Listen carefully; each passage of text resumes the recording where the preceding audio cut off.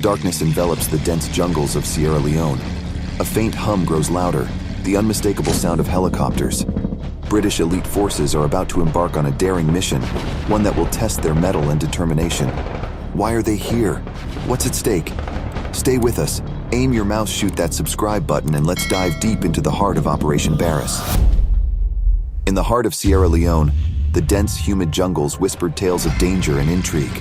The year was 2000, and the country was gripped by the chaos of the Sierra Leone Civil War. Amidst this turmoil, a group known as the West Side Boys had taken 6 members of the Royal Irish Patrol captive.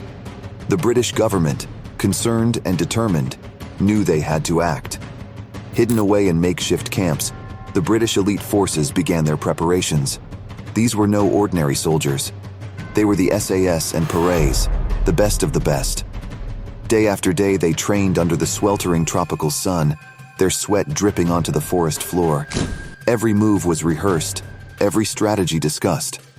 The weight of their gear was minimized to combat the oppressive heat, but their resolve remained unshaken.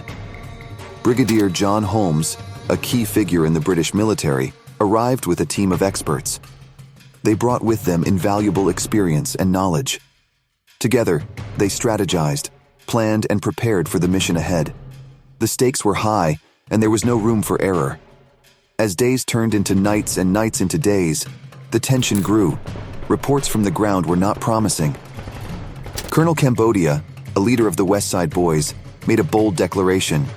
He stated that the captives would only see freedom once a new government took power in Sierra Leone. This was a clear challenge, a test of wills between the West Side Boys and the British forces. The British government, thousands of miles away, watched with bated breath. Every update, every piece of information was analyzed. The West Side Boys seemed to be playing a game, stalling for time. But why? What were they planning? In the shadows, the SAS teams kept a vigilant watch. Their eyes, sharp and focused, scanned the West Side Boys' base. Days passed and there was no sign of the captive soldiers. Concern turned to alarm. Were the captives okay? Were they even alive? The atmosphere was thick with uncertainty. Every rustle in the bushes, every distant shout, heightened the sense of urgency. The British forces knew they were against the clock. Time was running out, and a decision had to be made. Would they storm the camp? Would they negotiate? The weight of these choices bore heavily on their shoulders. Whispers of an impending assault began to circulate. The soldiers, ever ready, tightened their grips on their weapons. They knew that the mission ahead would be one of the most challenging they had ever faced. But they were ready. Ready to face the West Side Boys, ready to bring their comrades home. The stage was set. The pieces were in place. Operation Barras was about to begin. The fate of the captive soldiers hung in the balance, and the British forces were determined to tip the scales in their favor. The first light of dawn painted the Sierra Leonean sky with hues of orange and pink. But this serene morning was about to be disrupted by the roar of helicopter blades slicing through the air. The British SAS, the elite of the elite, were on their way to Gberi Bana, their mission clear: rescue their fellow soldiers held captive by the West Side Boys. As the helicopters neared the camp, the dense jungle below seemed almost peaceful, but the SAS knew better. Every tree, every shadow could hide an enemy. Their hearts raced, but their training kept their minds sharp. The mission had begun. Suddenly, the silence was shattered. Gunfire erupted from the ground, bullets zipping past the helicopters. The West Side Boys were ready, but so were the SAS.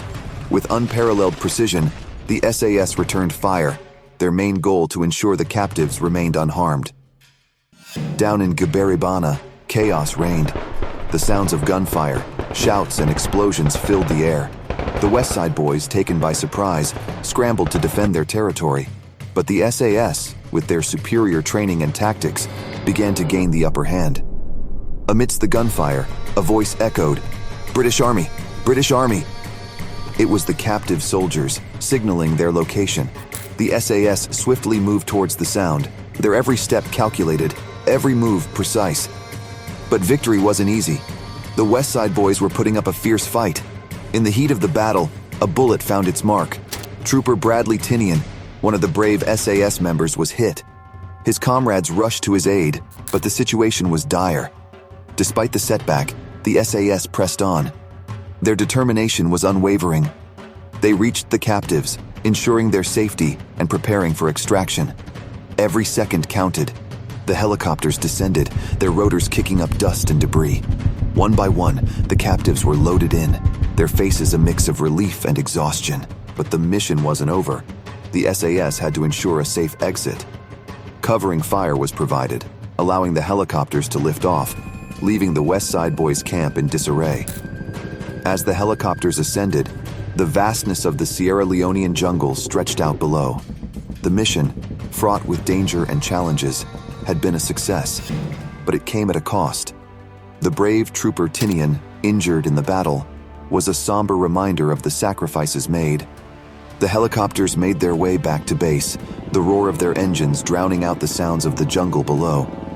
The soldiers, both the rescuers and the rescued, shared a moment of silent camaraderie, their bond forged in the heat of battle.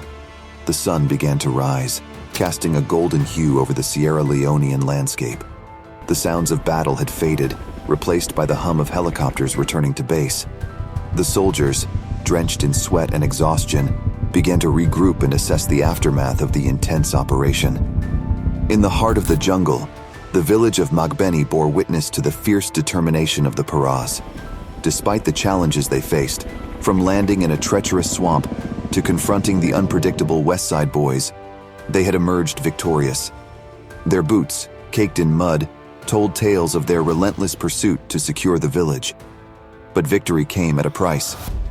The brave trooper, Bradley Tinnion, who had given his all for the mission, was no longer with them. His comrades mourned his loss, sharing stories of his bravery and the moments they had shared. His sacrifice became a symbol of the dedication and commitment of the British forces. Back at the base, the rescued soldiers from the Royal Irish Patrol were receiving medical attention. Their faces, though marked with fatigue, lit up with gratitude. They had endured days of uncertainty, not knowing if they would ever see their families again. But now, they were free, thanks to the unwavering efforts of their fellow soldiers.